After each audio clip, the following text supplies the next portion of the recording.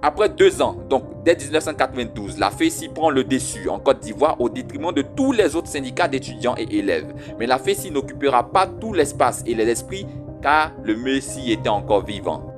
Et cette évolution, il faut le dire, a été faite sous l'égide de M. Aipo Martial, le tout premier secrétaire général de la FESI.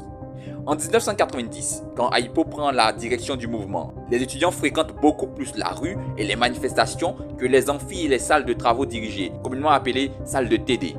Écoliers, élèves, étudiants, syndicats, travailleurs des secteurs publics et privés ensemble battent le pavé pour s'opposer aux mesures de diminution des salaires, laissant aux syndicats non inféodés au parti unique le soin de réclamer l'instauration du multipartisme. À l'époque, on se rend ouvertement compte que le SYNARES se comporte comme si de rien n'était, tel un parti politique d'opposition, se donnant le droit de prendre position sur toutes les questions de société.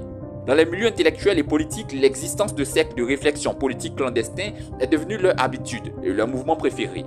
C'est donc dans cette vision commune qu'une solidarité perceptible unit d'entrée de jeu la FESI au SYNARES. Petit à petit, la FESI deviendra ce qu'elle deviendra.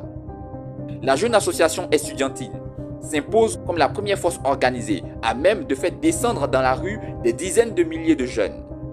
À la différence des partis de gauche qui, pris dans des querelles de leadership, ne parviennent pas à la cohésion et encore moins à la fusion qu'attendent les militants.